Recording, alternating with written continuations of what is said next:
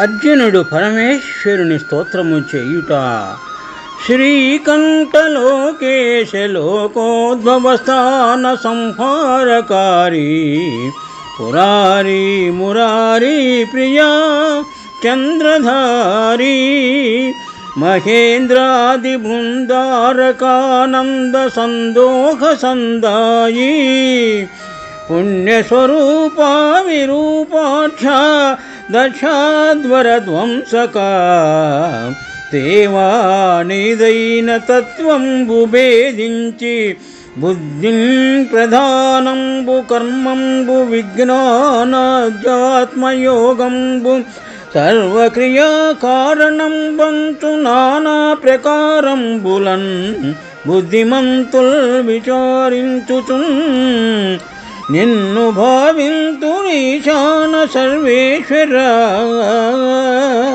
సర్వసర్వజ్ఞ సర్వాత్మక నిర్వికల్ప ప్రభావ భవానీపతి నీవు లోకత్రయీ వర్తనంబున్ మహీవాయుకాత్మాగ్ని సోమార్కతో జంబులంజేసి కావించి సంసార చక్ర క్రియాయంత్రవాహుండవై ఆదిదేవా మహాదేవా నిత్యంబునత్యంత యోగస్థితిన్ నిర్మల జ్ఞాన దీప ప్రభాజాల విధ్వస్త నిస్సార సంసార మాయాంధకారుల్ జిత క్రోధ రాగాది దోషుల్ యతాత్ముల్ యతీంద్రుల్ భవత్పాద పంకేరుక ధ్యాన దింధీర ధారానుభూతిన్ సదా తృప్తులై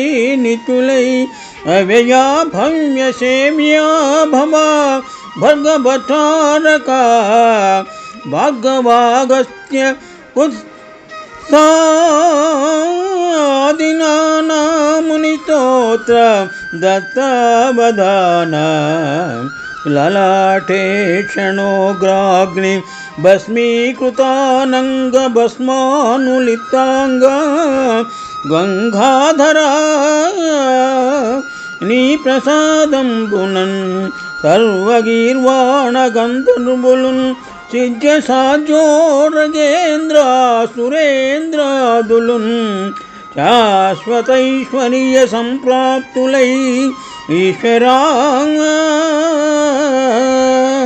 విశ్వకర్త సురాభ్యర్చిత నాకు నభ్యర్థితంబుల్ ప్రసాదింపు కారుణ్యమూర్తి త్రిలోకైకనాథ నమస్తే నమస్తే నమః.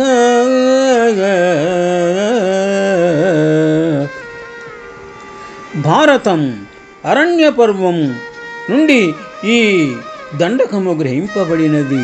సందర్భము అర్జునుడు పరమేశ్వరుని మెప్పించి పాతుపతాస్త్రమును పొందినటువంటి సందర్భము.